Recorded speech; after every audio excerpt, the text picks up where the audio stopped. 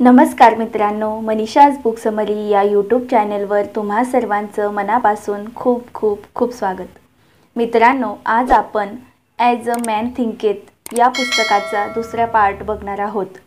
हे पुस्तक James Allen यांनी लिहिलं आहे। या पुस्तकाचा पहिला पार्ट आपण याआधी बघितला आहे। तुम्ही जर तो बघितला नसेल तर त्याची लिंक खाली डिस्क्रिप्शन बॉक्समध्ये तुम्हाला मिळेल, तो तुम्ही बघू शकता। आपला पाचवा धडा आहे विचार उद्दिष्ट प्राप्ती यशातील एक घटक। तुम्ही जे यश मिळवले आहे आणि जे मिळवण्यात तुम्हाला अपयश आले आहे तो सगळा तुमच्याच विचारांचा थेट परिणाम असतो। या न्यायपूर्ण ब्रह्मांडाच्या व्यवस्थेनुसार समतोल ढासळणे म्हणजे संपूर्ण विनाश ओढवणे असा होतो। अशा ठिकाणी व्यक्तिगत जबाबदारी अमर्याद असते। तुमची दुर्बलता आणि शक्ती, तुमची शुद्धता आणि मलिनता ही सर्वस्वी तुमची असते, ती इतर कोणाचीच नसते। त्यांना तुम्हीच आमंत्रित केलेले असते, इतर कोणी नव्हे। त्यामुळे साहजिकच त्यात तुम्ही बदल घडवून आणू शकता, इतर कोणालाही ते जमणार नाही। तुमची स्थिती ही इतर कोणाची नसून सर्वस्वी तुमचीच असते। तुमचे दुःख, यातना तसेच आनंद आणि सुख तुमच्या अंतरंगातून उपजत असते। तुम्ही जसा विचार करता तसेच तुम्ही असता। तुम्ही जो विचार सतत कराल तसेच तुम्ही कायम टिकून राहाल। जोपर्यंत दुर्बल मदत घेण्यास इच्छुक असत नाही तोपर्यंत शक्तिशाली लोकही त्यांची मदत करू शकत नाहीत, आणि तसे झाले तरी दुर्बलाने स्वप्रयत्नाने बलवान व्हायला हवे। इतरांमध्ये असलेल्या ज्या ताकदीचे त्यांना कौतुक वाटते ती ताकद त्यांनी स्वतःच प्रयत्न करून प्राप्त करून घ्यायला हवी। केवळ आपणच आपल्या परिस्थितीत बदल घडवून आणू शकतो। दमन करणारा आणि त्याच्या दमनाखाली दबलेले हे दोघेही अजाणता न कळत या प्रक्रियेत एकमेकांना सहकार्य करीत असतात। ते एकमेकांना पीडा देत आहेत, क्लेश पोहोचवत आहेत असे दिसत असले तरी प्रत्यक्षात ते स्वतःलाच पीडा देत असतात। एका परिपूर्ण ज्ञानालाच हे समजते की दमनाला बळी पडलेल्यांच्या दुर्बलतेत आणि बळाचा चुकीचा वापर करणाऱ्या दमनकर्त्याच्या ताकदीत एकच कायदा कार्य करीत आहे। परिपूर्ण प्रेमाला दिसून येते की या स्थितीतील दोघेही परस्परांवर यातना लादत आहेत, त्यामुळे त्यापैकी कोणीही धिक्कारास पात्र नाही। परिपूर्ण करुणा या दमनकर्त्याला तसेच त्याच्या दमनाला बळी पडलेल्या दोघांनाही आपल्या बहुपाशात घेते। ज्याने आपल्या दुर्बलतेवर विजय मिळवला आहे आणि आपले सगळे स्वार्थी विचार दूर सारले आहेत असा माणूस या दोघांपैकी एकाच्याही बाजूने नसतो। म्हणजे तो ना शोषणकर्ता असतो ना शोषित, असा माणूस मुक्त असतो। आपण केवळ आपल्या विचारांना उन्नत करूनच स्वतः उन्नती करू शकतो, विजयी होऊ शकतो आणि यश सिद्धी प्राप्त करू शकतो। आपण आपल्या विचारांना उन्नत करण्याचे नाकारले तर आपण आपले चैतन्य हरवून एक दुर्बल, कंगाल आणि दुःखी व्यक्ती बनून जाऊ। आपण काहीही, अगदी ऐहिक गोष्टीसुद्धा मिळवण्यापूर्वी आपल्या विचारांना अत्यंत स्वार्थीपणाच्या आणि अतिभोगासक्तीच्या दरीतून वर नेत त्यांना उन्नत करायला हवे। यशस्वी होण्यासाठी आपल्याला आपल्या संपूर्ण स्वार्थीपणाचा त्याग करायला हवा असे नाही, परंतु त्याचा आंशिक त्याग करायला हवा। काही प्रमाणात तो सोडायला हवा। जर आपल्यावर सतत उपभोगाच्या विचारांचा प्रभाव पडलेला असेल तर आपण ना स्पष्टपणे विचार करू शकू ना पद्धतशीरपणे योजना आखू शकू। आपण आपल्या सुप्त क्षमतांचा, स्रोतांचा शोध घेऊन त्यांना विकसित करू शकणार नाही। परिणाम असा येईल की आपण हाती घेतलेल्या प्रत्येक उपक्रमात, कार्यात अपयशी ठरू। आपल्या विचारांवर परिणामकारकपणे नियंत्रण ठेवण्याचा प्रारंभ न केल्यामुळे आपण आपली कामे चोखपणे हाताळून आपल्या जबाबदाऱ्या गंभीरपणे पार पाडण्याच्या स्थितीत असणार नाही। आपण स्वतंत्रपणे कृती करण्यास किंवा एकट्याने उभे राहण्यास पात्र ठरणार नाही, परंतु आपणच निवडलेल्या विचारांच्या मर्यादेत आपण अडकून पडू। काही प्रमाणात त्याग केल्याशिवाय कोणतीही प्रगती होऊ शकत नाही, कोणतेही यश मिळू शकत नाही।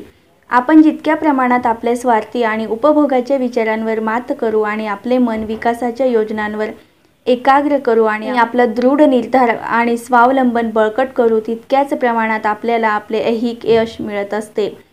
आपण आपल्या विचारांना जितके उन्नत करू, जितके वरच्या दिशेने जाऊ, सदाचारी आणि आदर्शवादी बनू, तितके महान यश आपल्याला साध्य करता येते आणि तितक्याच प्रमाणात आपली सिद्धी चिरंतन आणि कल्याणकारी बनून राहते। वरवर पाहता जरी कधी कधी असे दिसत असले तरी हे ब्रह्मांड कधीच हावरटपणाला, अप्रामाणिकपणाला आणि दुष्टतेला झुकते माप देत नाही. ते सदैव प्रामाणिक, उदात्त आणि सद्गुणी लोकांची मदत करते. प्रत्येक युगातील सगळ्या महान विभूतींनी हीच गोष्ट वेगवेगळ्या रीतीने आपल्याला सांगितली आहे आणि हे समजून घेऊन त्याची पडताळणी करून घेण्यासाठी आपल्याला सातत्याने स्वतःला सद्गुणी बनवावे लागेल आणि त्यासाठी आपल्या विचारांना उच्च पातळीवर न्यावे लागेल. ज्ञानाचा शोध घेण्यावर किंवा जीवनातील आणि निसर्गातील सत्यम शिवम समजून घेण्यावर जेव्हा आपले विचार केंद्रित केले जातात तेव्हा बौद्धिक यश सिद्धी प्राप्त होते. काही वेळा असे यश गर्वाशी किंवा महत्त्वाकांक्षेशी जोडले जाते, परंतु असे यश या गुणधर्मांमुळे प्राप्त होत नसते, तर तो आपल्या दीर्घ आणि कष्टाने केलेल्या प्रयत्नांचा नैसर्गिक परिणाम असतो.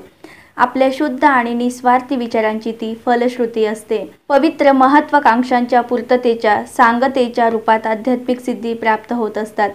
जे सतत मनाशी उदात्त आणि पवित्र विचारांची जोपासना करतात, जे सगळ्या पवित्र, निर्मल आणि निस्वार्थतेचे चिंतन करतात, त्यांचे चरित्र तितक्याच निशंकपणे सुज्ञ आणि उदात्त बनते. जितक्या निश्चितपणे सूर्य मध्यान्ही पराकाष्ठेची उंची गाठतो आणि चंद्रमा 16 कलांनी विकसित होतो, असे लोक परमसुखाच्या आणि प्रभावाच्या स्थितीला प्राप्त करतात. यश किंवा सिद्धी कोणत्याही प्रकारच्या असल्या तरी असे यश म्हणजे प्रयत्नांच्या शिरावर ठेवलेला मुकुट असतो, विचारांच्या गळ्यात घातलेली विजयमाला असते.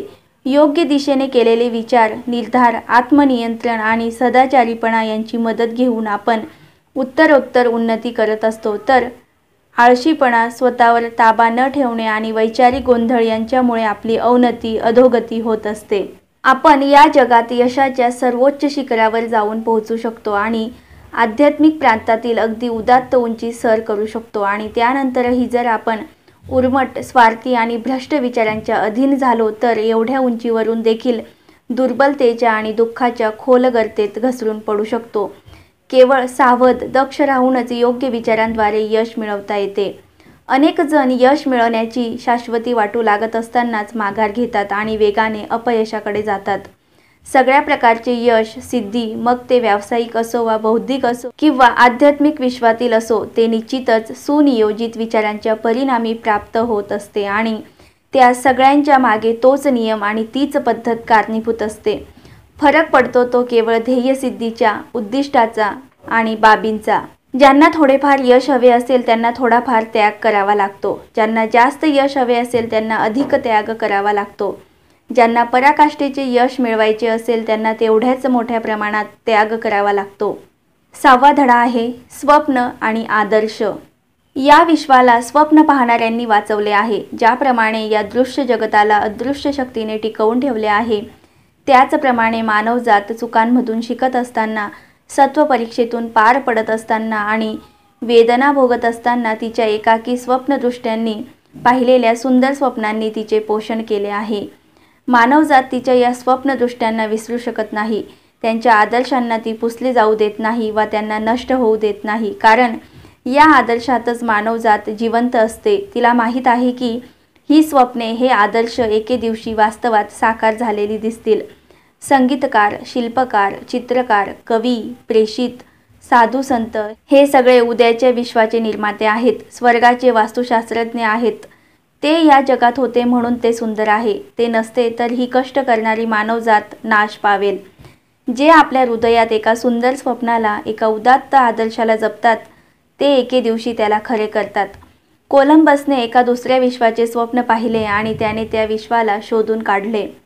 कोपर्निकसने बहुविध विश्वाची आणि एका विस्तृत ब्रह्मांडाची कल्पना मांडली आणि त्याने ती उघडकीला आणली. बुद्धांनी निर्मळ सौंदर्य आणि परिपूर्ण शांतीच्या आध्यात्मिक जगताचे स्वप्न पाहिले आणि त्यात प्रवेश केला. तुमच्या स्वप्नांचे संवर्धन करा, तुमच्या आदर्शांना जोपासा, तुमच्या हृदयाला झंकृत करणाऱ्या संगीताची आराधना करा, तुमच्या मनात आकार धारण करणाऱ्या सुंदरतेला, तुमच्या उत्तमोत्तम विचारांना सजवणाऱ्या प्रेममयतेला जपा, कारण त्यांच्यातूनच सगळ्या आनंददायक परिस्थिती उगम पावणार आहेत. स्वर्गीय वातावरण अवतरणार आहे. जर तुम्ही त्यांच्याशी प्रामाणिक राहिलात तर शेवटी एकदाचे तुमचे विश्व आकाराला येईल. इच्छा करणे म्हणजे मिळवणे, साध्य करण्याची महत्त्वाकांक्षा बाळगणे, प्रेरित होणे. आपल्या पशुतुल्य अधम इच्छाच पूर्णाहुतीपर्यंत पोहोचतील आणि आपल्या शुद्धतम आकांक्षा तडफडून जीव देतील का, हा ब्रह्मांडाचा नियम नाही. अशी स्थिती कधीच असू शकत नाही. मागा म्हणजे तुम्हाला मिळेल, हाच ब्रह्मांडाचा नियम आहे. उदात्त स्वप्न पहा आणि तुम्ही जशी स्वप्ने पाहाल तसेच तुम्ही बनाल. तुम्ही एके दिवशी काय बनणार आहात याचे वचन, ग्वाही तुमचे स्वप्न देत असतात. शेवटी तुम्ही कोणता आकार धारण करून या जगासमोर येणार आहात याची भविष्यवाणी करतात ते तुम्ही तुमच्या उराशी जपलेले आदर्शच. जगातील कोणतीही महान सिद्धी ही सुरुवातीला आणि काही काळापुरती एक स्वप्नच होती. विशाल ओक वृक्ष त्याच्या युल्या बीज निद्रावस्थेत असतो. अंड्यात पक्षी आकार धारण करण्याच्या प्रतीक्षेत असतो आणि एका आत्म्याच्या सर्वोच्च स्वप्नात एक देवदूत जागा होत असतो. स्वप्न म्हणजे वास्तविकतेची बीजे. आज तुमची परिस्थिती अनुकूल नसेलही, परंतु जर तुम्ही एखादा आदर्श निवडून त्याच्या प्राप्तीसाठी धडपड करू लागलात म्हणजे ती तशीच राहणार नाही. तुम्ही आंतरिक पातळीवर प्रवास सुरू केला म्हणजे बाह्य पातळीवर आहात तिथेच स्थिर राहू शकत नाही. एक तरुणी आणि एक तरुण आहेत. हे दोघेही गरिबी आणि कष्टाने गांजले गेले आहेत. त्यांना त्यांच्या कामाच्या कोंदट ठिकाणी स्वतःला दीर्घकाळ कोंडून घ्यावे लागत आहे. ती अशिक्षित आहेत आणि कोणत्याही सुसंस्कृत कलांपासून वंचित आहेत, परंतु ती दोघेही सदैव चांगल्या गोष्टींची स्वप्ने पाहतात. ते सौंदर्याचा, बुद्धिमत्तेचा, भव्यतेचा विचार करीत असतात. आपले आदर्श आयुष्य कसे असावे याचे स्वप्न मनात रचतात. मानसिक पातळीवर ते स्वप्न जगतात. ती विशाल स्वातंत्र्याच्या आणि विस्तृत संधींच्या स्वप्नाने झपाटली गेली आहेत. हे स्वप्न त्यांना अस्वस्थ करून टाकते, त्यांना स्वस्थ बसू देत नाही. ती दोघे जण त्यांच्या हाताशी असलेला सगळा मोकळा वेळ आणि साधन, जरी ती फारच तटपुंजी होती तरीही ती वापरून आपल्यातील सुप्त शक्तिस्थलांना आणि स्रोतांना जागे करण्याच्या कामाला लागतात. फार लवकरच त्यांच्या मनात असे बदल घडून येतात की आता ते काम करीत असलेली रोकड जागा त्यांना अडवायला समर्थ नव्हती. ती त्यांच्या या बदललेल्या मानसिकतेशी इतकी विसंगत होती की जणू अंगावरचे एखादे वस्त्र काढून ठेवावे इतक्या सहजतेने ती त्यांच्या आयुष्यातून बाद झाली. विस्तार पावणाऱ्या त्यांच्या आर्तशक्तीशी जुळणाऱ्या संधी विकसित होत गेल्या आणि त्यांनी त्यांचे पूर्वीचे कष्टप्रद काम कायमचे सोडून दिले. काही वर्षानंतर हे दोघे जण आता पूर्णतः परिपक्व झालेले प्रौढ बनले आहेत. त्या दोघांनीही आपापल्या अद्वितीय मार्गाने मनाच्या विशिष्ट परिबळांवर सत्ता मिळवली आहे. आता त्यांचा प्रभाव जगभर पसरला आहे. त्यांच्या तोडीचे सामर्थ्य या जगात सापडणार नाही. त्यांनी आता आपल्या हातात विराट जबाबदाऱ्यांची सूत्रे सांभाळली आहेत. ते बोलतात आणि लोकांचे जीवन बदलून जाते. जगातील स्त्री पुरुष त्यांच्या शब्दाला प्रमाण मानतात आणि आपल्या चारित्र्याला एक नवा आकार प्रदान करतात. ज्याप्रमाणे प्रकाशमान सूर्याभोवती असंख्य तारका आणि ग्रह गोल फिरत राहतात, त्याचप्रमाणे आता ते असे स्थिर आणि तेजस्वी केंद्रबिंदू बनले आहेत, ज्याच्या अवतीभोवती असंख्य जणांच्या नियती फिरत आहेत. त्यांनी तरुणपणी पाहिलेले स्वप्न खरे केले. ते त्यांच्या आदर्शाशी एकरूप झाले. आणि हे तरुण वाचका, तू देखील तुझी केवळ एक आदर्श इच्छा नव्हे तर उराशी जपलेले स्वप्न खरे करशील. मग ते सुंदर स्वप्न असो वा नसो, किंवा या दोन्ही गुणांचे त्यात मिश्रण झालेले असो, कारण तू तुझ्या मनात ज्यावर गुपचूपपणे अत्यंत प्रेम केले आहे त्या बाबीकडे तू नेहमीच ओढला जाशील. तुझ्या हातात तुझ्याच विचारांचे नेमके फळ असेल. तू जे कमावले आहेस ते आणि तितकेच तुला मिळेल, त्यापेक्षा थोडेही जास्त नाही आणि थोडेही कमी नाही. तुमची आजची परिस्थिती कशीही असो, तुम्ही आज कोणत्याही परिवेशात, वातावरणात जगत असलात तरी तुम्ही तुमच्या विचारांच्या मदतीने तिथेच राहाल. तिथून अवनत व्हाल किंवा उन्नती कराल. तुमचे स्वप्न, तुमचे आदर्श तुम्हाला तिथे नेतील. तुमच्यावर राज्य करणारी तुमच्या मनातील इच्छा अगदी क्षीण असली तर तुम्ही तिच्या इतके मामुली बनाल आणि तुमची महत्त्वाकांक्षा जितकी महान असेल तितकेच तुम्ही महान बनाल. स्टॅटन किरखाम डेव्हिड्सच्या सुंदर शब्दात सांगायचे तर, तुम्ही आज कारकुनी करीत असाल आणि सध्या हातात असलेल्या पेनच्या शाईने तुमची बोटं बरबटलेली असतील तरीही तुम्ही तुमच्या आदर्शांच्या वाटेत उभे आहे असे वाटणाऱ्या एका बंद दाराबाहेर पडाल आणि तुम्ही अचानक एका मोठ्या श्रोतृवृंदांसमोर उभे असाल. अजूनही तुमच्या हातात पेन असेल, तुमची बोटं अजूनही शाईने माखली गेली असतील आणि नंतर तिथे तुम्हाला तुमच्या प्रेरणेचा फेसाळता प्रपात उफाळून आल्याचे दिसून येईल. तुम्ही अजूनही शेळ्या मेंढ्या हाकत असाल आणि गावभर तोंड उघडे टाकून फिरणारे तुमचे वावरट ध्यान तुमच्या गावंढळपणाची ग्वाही देत असेल तरीही तुम्ही भटकत भटकत एका आश्रमात जाऊन पोहोचाल आणि काही काळानंतर ते गुरु तुम्हाला म्हणतील, वत्सा, मला माहीत होते ते सगळे ज्ञान मी तुला शिकवले आहे.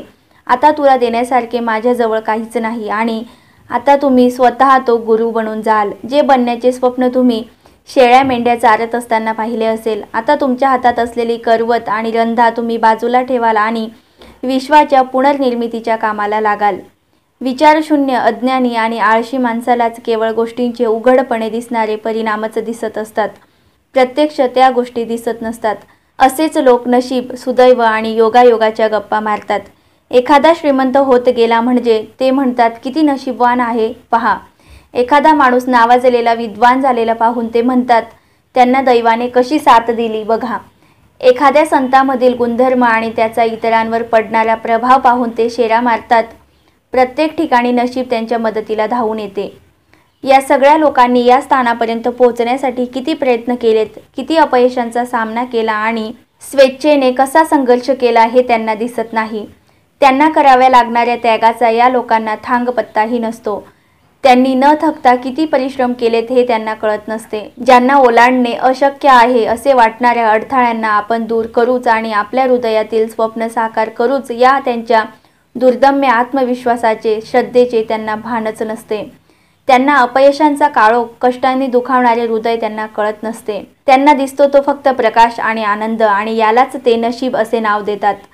ते उद्दिष्ट साध्य करण्यासाठी या लोकांना करावा लागणारा कठोर परिश्रमांचा दीर्घ प्रवास त्यांना दिसत नाही। दिसते ते फक्त त्यांच्या हातातील यशाचे रसाळ फळ, ज्याला ते सुदैवाचे नाव देतात। ही दीर्घ प्रक्रिया त्यांना कळत नसते, त्यांना फक्त फळ समजते आणि ज्याला ते योगायोग म्हणतात। प्रत्येक मानवी क्षेत्रात प्रयत्न असतात आणि त्यांचे परिणाम असतात। तुमचे प्रयत्न किती बलशाली होते यावरून तुमच्या हातात परिणामाचे माप पडते। देणगी म्हणवले जाणारे सामर्थ्य, भौतिक, बौद्धिक आणि आध्यात्मिक उपलब्धी, यश हे सगळे प्रयत्नांचे परिणाम असतात। पूर्णत्वाला पोहोचलेले विचार असतात, मिळवण्यात झालेल्या वस्तू असतात, साकार झालेली स्वप्ने असतात। तुम्ही तुमच्या मनात जे स्वप्न जपले आहे, तुमच्या हृदयाच्या सिंहासनावर ज्या आदर्शाला विराजमान केले आहे, ते तुमचे जीवन घडविल आणि ते तुम्ही बनाल। 7वा धडा आहे प्रसन्नता। आपण जितके जास्त स्थिरचित्त बनू तितकेच महान यश आपले असेल। आपला चांगला प्रभाव आणि सत्ता वाढीस लागेल। सुज्ञपणाच्या मौल्यवान दागिन्यांपैकी एक सुंदर आभूषण म्हणजे मनाची शांती। चिकाटीपूर्वक आणि दीर्घकाळ केलेल्या आत्मसंयमनाच्या प्रयत्नांच्या फलस्वरूप ती प्राप्त होत असते। तिचे अस्तित्व सुचवते की या माणसाचे अनुभव परिपक्व झालेले आहेत आणि विचारांच्या कार्यपद्धती संबंधी नियमांचे त्याला विशेष ज्ञान आहे। आपण विचारमंथनातून उन्नत झालेलो आहोत हे तथ्य आपण जितक्या प्रमाणात समजून घेतले असेल तितक्या प्रमाणात आपल्याला मनशांती प्राप्त होत असते, कारण असे ज्ञान प्राप्त होण्यासाठी हे गरजेचे आहे की इतर लोकही त्यांच्या विचारांचे परिणाम आहेत ही बाब आपण समजून घ्यायला हवी। आपण हे तथ्य चांगल्या प्रकारे समजून घेतले आणि सगळ्या गोष्टींमागे कार्यकारण भावाचा, कारण आणि परिणामाच्या नियमांचा आंतरिक संबंध आपल्याला स्पष्टपणे दिसून आला म्हणजे आपली धुसफूस, चिडचिड, चिंता आणि काळजी करायची थांबते आणि आपण शांत, प्रसन्न व स्थिर चित्त राहू लागतो। जे लोक स्वतःवर नियंत्रण ठेवायला शिकले आहेत आणि त्यामुळे जे शांती अनुभवत आहेत त्यांना इतरांशी कसे जुळवून घ्यावे हे चांगलेच कळत असते। त्याच्या बदल्यात हे लोकही अशा शांत लोकांच्या आध्यात्मिक शक्तीसमोर नतमस्तक होतात। त्यांना वाटते की या शांत लोकांपासून आपल्याला काही शिकता येईल आणि त्यांच्यावर विसंबून राहता येईल।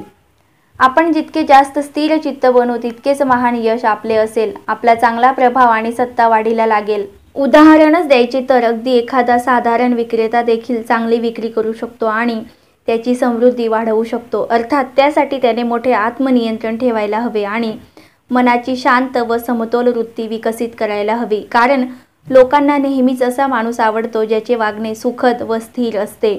शक्तिशाली आणि शांत लोकांना नेहमीच इतरांचे प्रेम व आदर लाभते। असे लोक वाळवंटातील शीतल छाया देणाऱ्या वृक्षासारखे किंवा वादळात हाती लागलेल्या आसरा देणाऱ्या अविचल खडकासारखे दिसतात। एक स्थिरचित्त हृदय, मृदू मधुर स्वभाव आणि संतुलित जीवन कोणाला हवेसे वाटणार नाही। ज्यांना ही देणगी लाभलेली असते त्यांच्यासाठी या गोष्टीने काहीच फरक पडत नाही की बाहेर पाऊस कोसळत आहे की स्वच्छ सूर्यप्रकाश पसरला आहे। कोणत्याही बदलांनी ते अस्वस्थ होत नाहीत, कारण ते नेहमीच शांत, स्थिरचित्त, प्रसन्न असतात। ही मनशांती, जिला आपण प्रसन्नता म्हणू, ती बहुमूल्य चारित्र्याचे संतुलित रूप असते। तो जीवनाला आलेला बहर असतो, आत्म्याला लागलेले मधुर फळ असते। ती शहाणपणा, सुज्ञपणा ह्यासारखीच असते, जिची सोन्यापेक्षा अधिक कामना करायला हवी। होय, अगदी 100 नंबरी सोन्यापेक्षाही। एका शांत प्रसन्न जीवनाच्या तुलनेत पैशांच्या मागे धावणारी व्यक्ती किती तुच्छ वाटते। सत्याच्या महासागरात पहुडलेले, लाटांच्या खळखळाटाखाली शांत चित्त असलेले, मोहाच्या फसव्या आकर्षणापासून दूर असलेले, चिरंतन शांतीत निवास करणारे जीवन दिव्य असते। आपण अशा कितीतरी लोकांना ओळखत असू ज्यांनी आपले जीवन कडवट करून टाकले आहे। त्यांच्या विस्फोटक रागीट स्वभावामुळे जे जे सुंदर आणि मधुर आहे त्या सगळ्यांचा विध्वंस करून टाकला आहे। शांती गमावून बदनाम झाले आहेत। बहुसंख्य लोक समजूतदारपणा आणि आत्मनियंत्रणाच्या अभावी त्यांचे जीवन उद्ध्वस्त करीत असतात आणि त्यांच्या सुखाला ग्रहण लावत असतात। ही खरोखरच विचार करण्यासारखी बाब आहे। आपल्याला आयुष्यात अगदी बोटावर मोजण्या इतके अल्पसंख्येने असे लोक भेटतात ज्यांच्या सुंदर चारित्र्याचे लक्षण असलेली बहुमूल्य शांती त्यांच्या मनात भरून राहिलेली असते। होय, मानवजात बेलगाम रागाने उसळून उठत आहे, अनिवार्य दुःखाने अतिक्षुब्ध बनली आहे। शंका आणि चिंता तिच्या चिंधड्या उडवत आहेत। ज्यांचा आपल्या विचारांवर ताबा आहे आणि ज्यांचे विचार शुद्ध आहेत अशा खऱ्या सुज्ञ लोकातच इतके सामर्थ्य असते की ते वाऱ्या वादळाला त्यांच्या आज्ञा मान्य करायला लावतात। प्रचंड वादळात हेलकावे खाणाऱ्या आत्म्यांनो, तुम्ही जिथे आणि ज्या स्थितीत जगत असाल तिथेच तुम्ही हे समजून घ्यावे की जीवनरूपी महासागरात स्मितहास्यरूपी परमसुखाची बेटेही असतात आणि तुमच्या आदर्शांचे प्रकाशमान तट तुम्ही तिथे येण्याची प्रतीक्षा करत आहेत। तुमच्या विचारांच्या नौकेच्या सुकाणूवर तुमची घट्ट पकड असू द्या। तुमच्या आत्म्याचे जहाज त्याच्या चालकावर विसंबून आहे। तो निद्रावस्थेत आहे, त्याला जागे करा। आत्मनियंत्रणातच खरी ताकद असते, योग्य विचार करण्यात कुशलता असते आणि शांतीत सामर्थ्य असते। तुमच्या हृदयाला म्हणा, शांत आणि स्थिर राहा। मित्रांनो, अशा प्रकारे या पुस्तकाचे एकूण 7 धडे होते जे आपण 2 भागात पूर्ण केले। धन्यवाद।